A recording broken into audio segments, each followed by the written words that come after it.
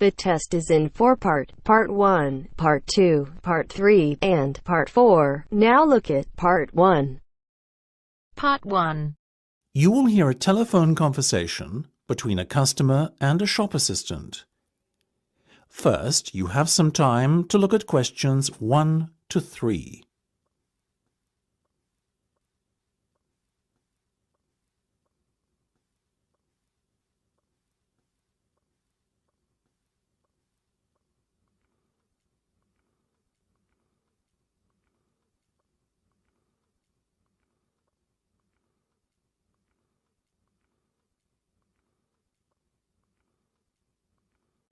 You should answer the questions as you listen, because you will not hear the recording a second time. Listen carefully and answer questions 1 to 3.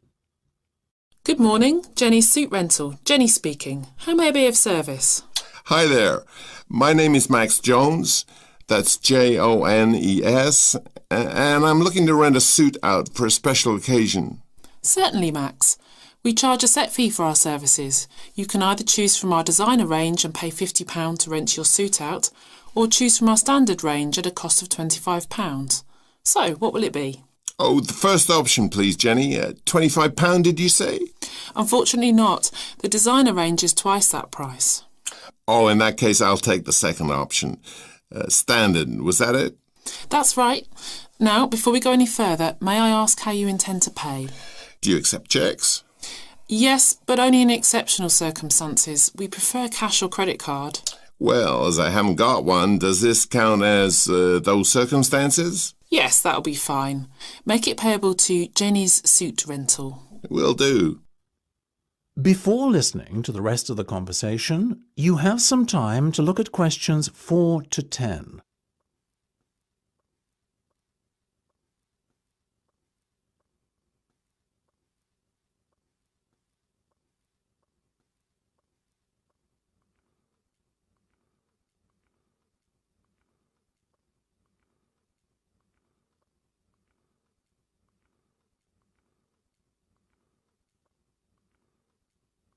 Now listen and answer questions 4 to 10. Now, Max, can I take your measurements, please, and a few details about what sort of suit you have in mind? Certainly. Let's start with the trousers then, shall we? What is your waist size and leg length? I used to be 32 waist, you know, but these days it's more like 36. Too many cream pies. I've been there. And about the leg, 34? I wish. I'm afraid I'm somewhat lacking in the height department. Not even a 32. 30, I'm afraid. Never mind. As for the colour, could you do a dark grey suit? In fact, we have a very smart one of those in just your size. You're in luck. Now, what about shoes? Same colour? No, I think I prefer something darker. OK, let's go with traditional black then, shall we? What about size? I'm a size 45. By my calculations, that's 10 in our sizes. And style? What have you got? We do suede, nubuck and traditional leather. Definitely the last one. Very well. And will you be wanting a necktie? Do you do bow ties? Of course. I'll put one of those down in your order. Dark grey, I presume? Perfect. To match the suit. I think I fancy a light blue shirt, by the way. Might I recommend a green? Green would go very well with the suit you are renting. Light or dark? I'd say dark. Dark it is then. My neck size is 17 and a half. Hard to believe that a little over a year ago I could fit into a 15, isn't it? Those cream pies again, right? You got it. Now, what about your suit jacket? Same colour as the trousers, obviously, but what size? Medium should be fine. You sure? Yeah. And have you got any of those 3-button ones?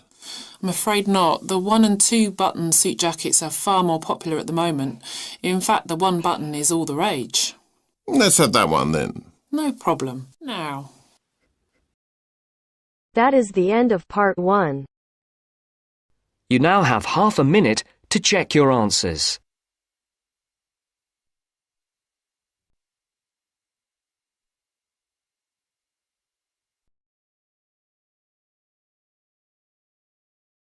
Now turns to Part 2. Part 2. You will hear part of an interview between Dr. Hilsden, a member of staff on a fashion design course, and a student, Julia, who is applying to do the course. First, look at questions 11 to 13.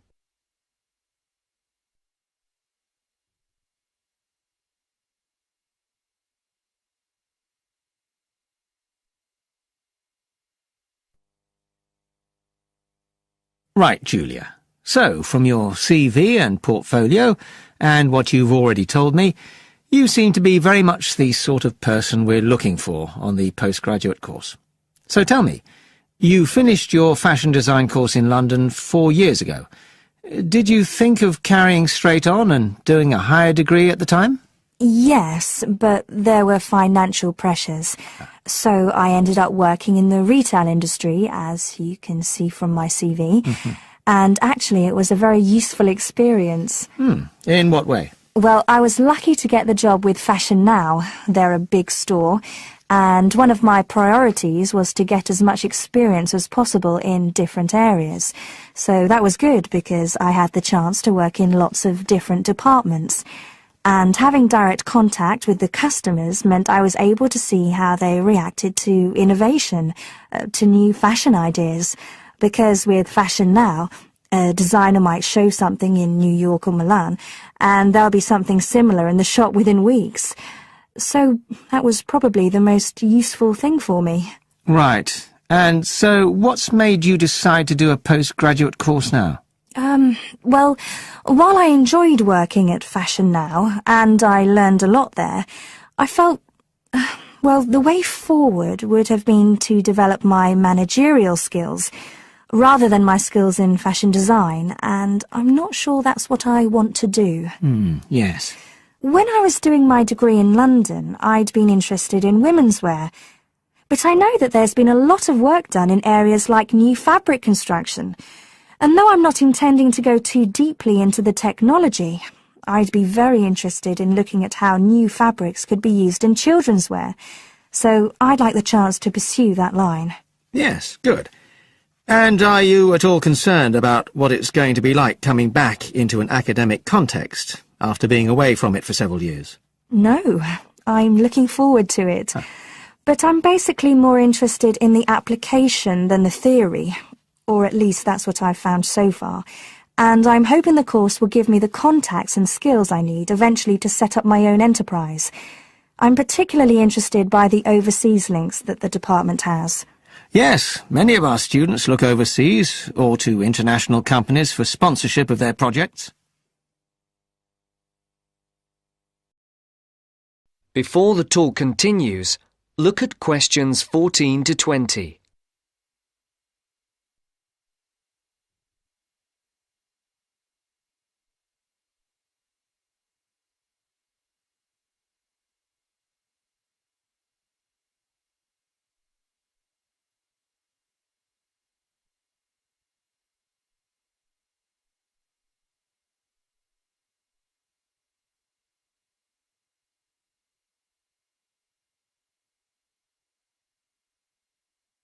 As you listen to the second part of the talk, answer the questions. And the facilities here look excellent. I just went to look at the library. It's really impressive. There's so much room compared with the one at my old university. Yes, most students find it's a good place to study. And there are link-ups to other universities, of course, and all the usual electronic sources. The staff run an information skills programme, which we recommend all postgraduates do in the first week or two. Design students find these special collections particularly useful. Yes. Then we have a separate computer centre, which has its own academic coordinator, Tim Spender.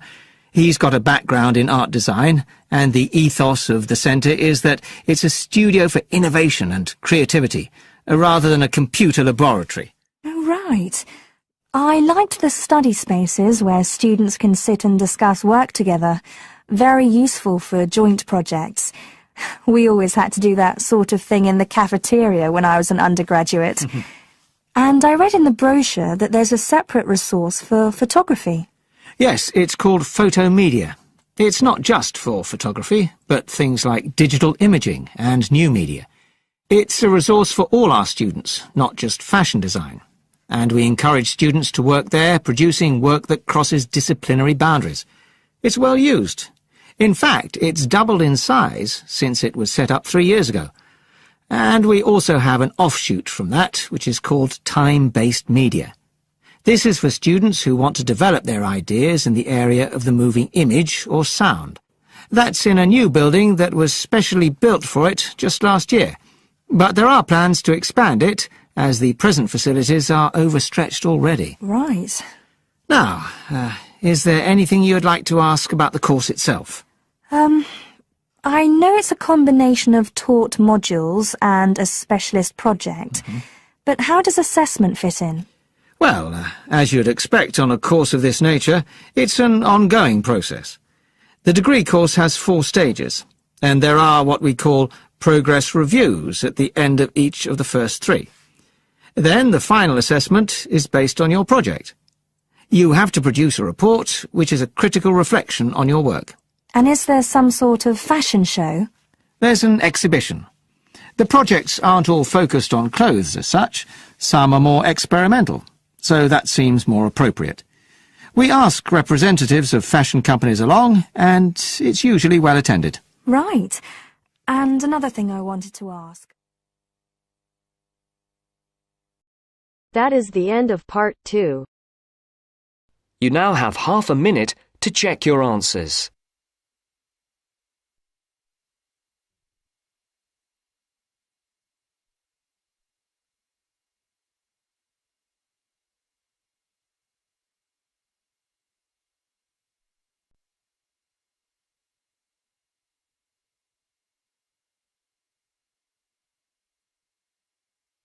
Now turns to part 3. Part 3. You will hear an extract from a talk about the congestion charging scheme. First, you have some time to look at questions 21 to 25.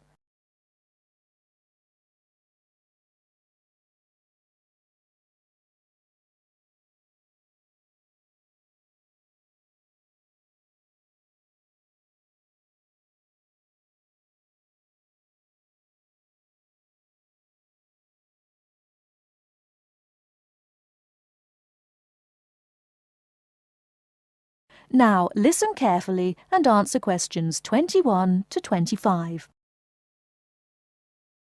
For more practical details, I'll pass you over to John Ward from the London Tourist Agency. Thanks. So, that was a brief introduction to the congestion charging scheme. But if you're actually going to be driving your car in London on weekdays, there are a few more details you will need to know. Firstly, you don't need to worry about paying all the time. The charge applies between 7 in the morning and 6:30 in the evening, Monday to Friday. You'll be pleased to hear, however, that because the scheme is intended to reduce traffic during busy working hours, evenings and weekends are free. If you enter the zone during the charging times, you'll be eligible to pay the standard charge of £8, which you can pay until 10 o'clock on that day. After 10 o'clock, this charge rises to £10. But be warned, if you fail to pay before midnight, you will have to pay an automatic penalty charge. In other words, there's no escape. Let's move on to paying. The charge, as I've said, is £8 a day, and the authorities have set up a number of systems to make it easy for you to pay, or rather to ensure that nobody has a good excuse for not paying. So, using your credit card, you can pay by phone, by text message, or on the internet. The other option is to go to one of the 200 pay points inside the zone, or the 9,500 pay points elsewhere in the country. If you know you're going to be driving in and out of London on a regular basis, you can buy weekly, monthly or annual passes, rather like a railway season ticket.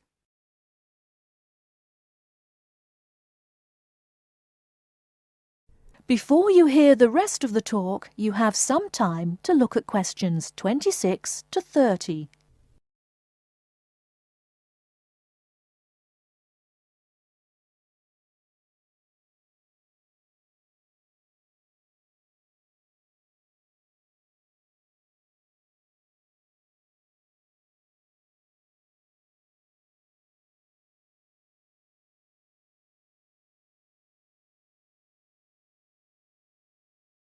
Now listen and answer questions 26 to 30.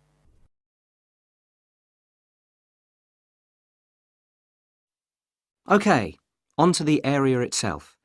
The congestion charging zone is everywhere inside London's inner ring road.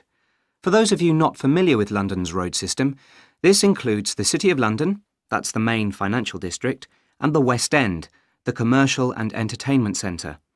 If you're still not sure, there are very clear signs on all roads which indicate when you are entering the area. These are round and have a white letter C on a red background. The scheme is policed by cameras which photograph all cars entering the area and send them to a computer which can recognise all British and European car registration plates. If you pay the £8 charge, you'll find London a little easier to drive round than it was before the charge was introduced. But if it's all too much trouble and you decide to leave your car at home, then you are left with public transport. That's trains, buses, taxis, or the underground. Some of the money from the congestion charging scheme is being used to upgrade public transport, so you should see improvements there.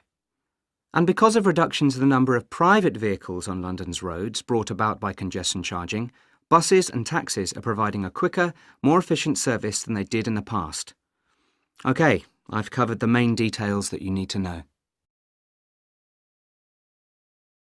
That is the end of part 3. You now have half a minute to check your answers.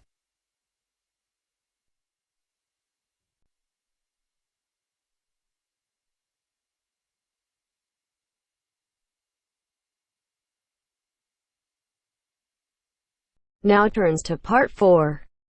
Part 4. You will hear a speaker giving a talk about some recent research about unusual life forms. First, you have some time to look at questions 31 to 40.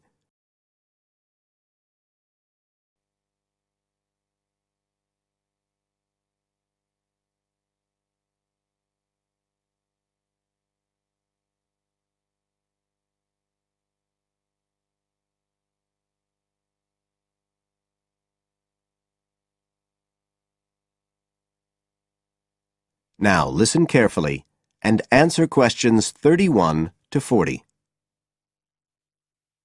Hello, everybody, and welcome to the 6th of our ecology evening classes. Nice to see you all again.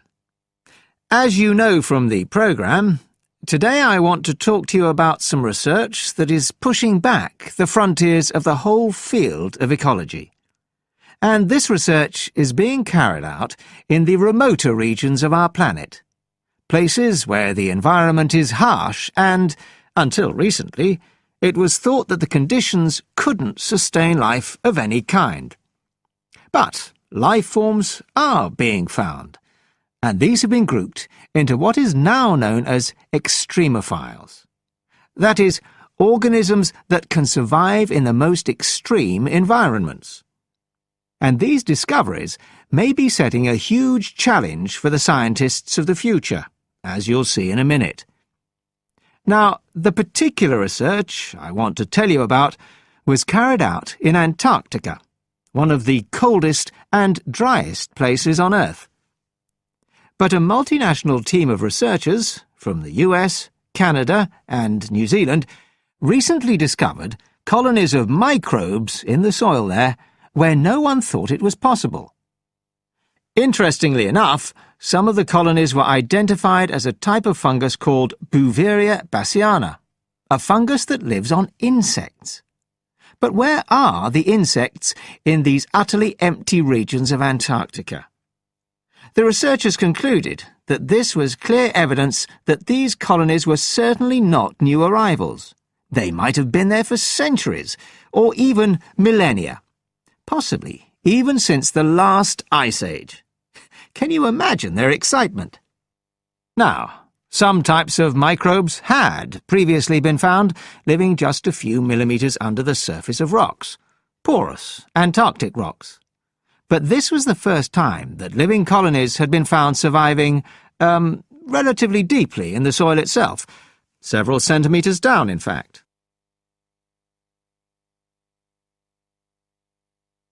So, the big question is, how can these colonies survive there? Well, we know that the organisms living very near the rock's surface can still be warmed by the sun, so they can survive in their own microclimate. And this keeps them from freezing during the day. But this isn't the case for the colonies that are hidden under the soil. In their research paper, this team suggested that the very high amounts of salt in the soil might be the clue, because this is what is preventing essential water from freezing. The team found that the salt concentration increased the deeper down they went in the soil. But while they had expected the number of organisms to be fewer down there, they actually found the opposite. In soil that had as much as 3,000 parts of salt per million, relatively high numbers of microbes were present, which seems incredible. But the point is that at those levels of salt, the temperature could drop to minus 56 degrees before frost would cause any damage to the organisms. This relationship between microbes and salt, at temperatures way below the normal freezing point of water, is a really significant breakthrough. As you all know, life is dependent on the availability of water in liquid form, and the role of salt at very low temperatures could be the key to survival in these kinds of conditions. Now, the process at work here is called supercooling, and that's usually written as one word, but it isn't really understood as yet, so there's a lot more for researchers to work on. However, the fact that this process occurs naturally in Antarctica may suggest that it might occur in other places with similar conditions, including on our neighbouring planet, Mars. So, you can start to see the wider implications of this kind of research. In short, it appears to support the growing belief that extraterrestrial life might be able to survive the dry, cold conditions on other planets after all. Not only does this research produce evidence that life is possible there, it's also informing scientists of the locations where it might be found. So all of this might have great significance for future unmanned space missions. One specialist on Mars confirms the importance of the interaction. That is the end of part 4. You now have half a minute to check your answers.